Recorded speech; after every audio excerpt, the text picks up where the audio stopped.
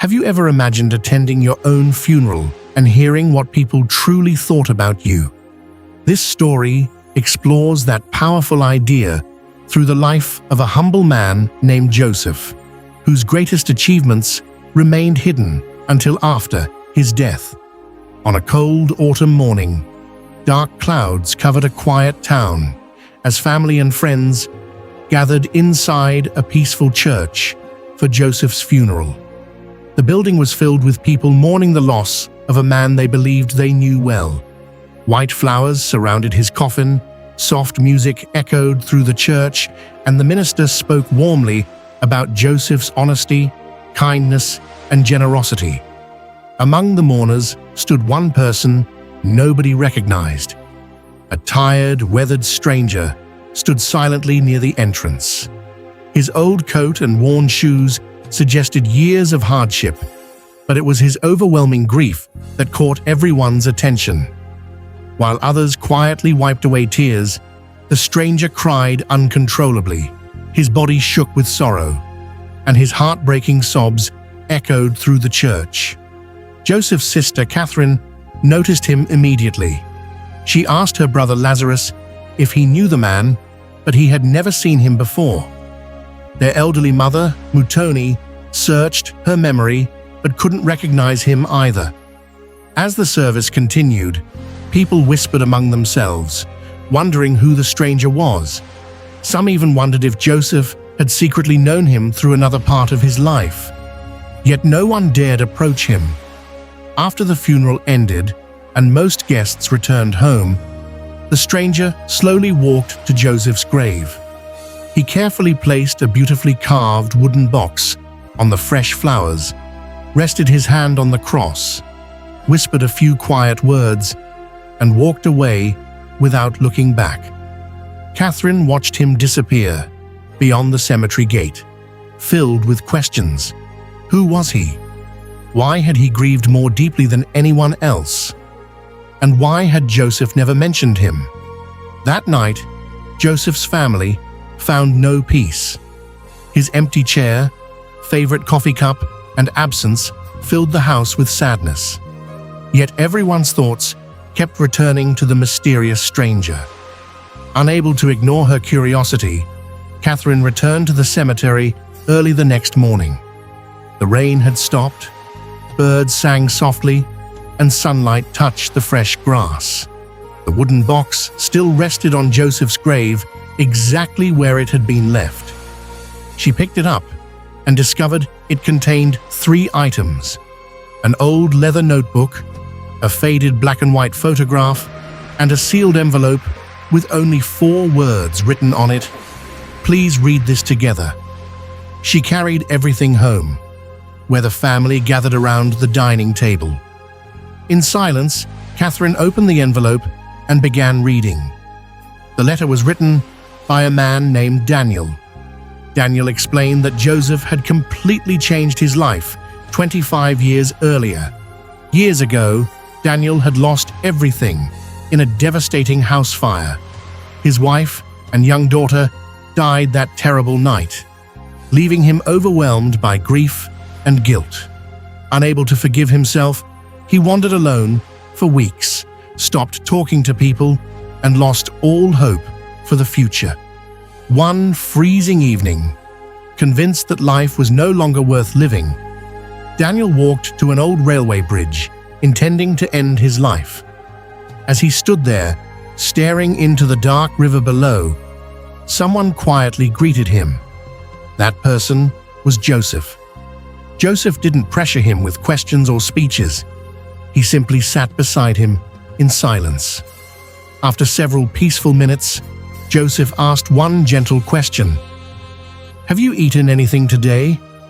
When Daniel admitted he hadn't, Joseph crossed the street and returned with 2 warm sandwiches and hot tea. He handed them over and softly encouraged Daniel to eat first before talking. For the first time in weeks, Daniel felt seen. Joseph never judged his appearance or questioned his pain. He listened patiently as Daniel poured out every painful memory about losing his family. When Daniel finished, Joseph simply said, "Yesterday can never be changed again, but tomorrow still belongs to you." Those simple words changed Daniel forever. Joseph then opened his wallet and offered Daniel every bit of money he had. Daniel refused, knowing Joseph clearly wasn't wealthy himself. Joseph smiled and replied that the money belonged to the person who needed hope most. But Joseph asked for only one thing in return. "When your life becomes better someday," he said, "help another struggling stranger. Don't repay me, pass it forward." Daniel promised with all his heart. The next morning, instead of giving up, Daniel began rebuilding his life. Finding work was difficult. Many people rejected him, laughed at him, or ignored him completely. Still, Joseph's words gave him strength to continue. Eventually, a mechanic offered him a small job.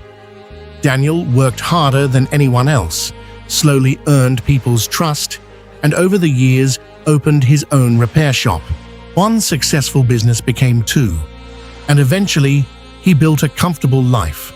Whenever people praised his success, Daniel knew the truth. His success had not started with business. It had started with one kind stranger who offered him food, compassion, hope, and a reason to live. Joseph had rescued a life without expecting recognition. The family listening to the letter became deeply emotional. Joseph's mother whispered through tears that she had never known about any of this. Joseph had never told his family because he had never helped people for praise. Daniel's letter continued. For years he searched for Joseph so he could thank him personally. He visited places they had spoken, asked people if they knew him, and returned to the cafe where they first met. But no one could help him find Joseph. Still, Daniel faithfully kept his promise. Whenever he met someone hungry, he bought them food. Whenever he found someone discouraged, he listened patiently. Whenever someone needed encouragement or financial help, he gave what he could. Over the years, one act of kindness became another. Eventually, Daniel realized he had helped more than 200 people. Some became teachers, others became nurses. Several built successful businesses. Many simply rebuilt broken lives. Each person continued helping someone else, creating a chain of compassion that spread far beyond Daniel himself. Joseph never met those people, yet every one of their lives had been touched by his original act of kindness. Then Daniel explained why he had finally appeared at the funeral. One morning, he opened a newspaper and saw Joseph's smiling photograph. At first he was happy because he had finally found the man who saved him. Moments later, he realized it was an obituary. He had found Joseph only after he was gone.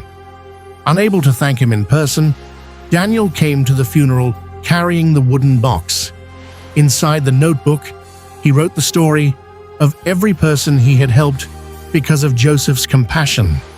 Those stories, he insisted, belonged to Joseph, not to him. He ended the letter by thanking Joseph for saving his life and asking the family to forgive him for arriving too late. After the letter was finished, silence filled the room. Lazarus opened the notebook and discovered page after page of stories describing lives transformed through simple acts of kindness. Each story ended with the same reminder: kindness should always keep moving forward. Catherine looked at the faded photograph showing two smiling young men, Joseph and Daniel, standing together many years earlier. She finally understood her brother's greatest achievement. It wasn't money, it wasn't fame, it wasn't success. It was quietly changing lives without expecting anything in return. The story ends by reminding us that the greatest heroes are often unknown. A warm meal, a listening ear, or a few encouraging words can become the turning point in someone else's life. True legacy is not measured by wealth or recognition, but by the hope we leave behind. Like Joseph, one simple act of compassion can continue touching countless lives long after we are gone.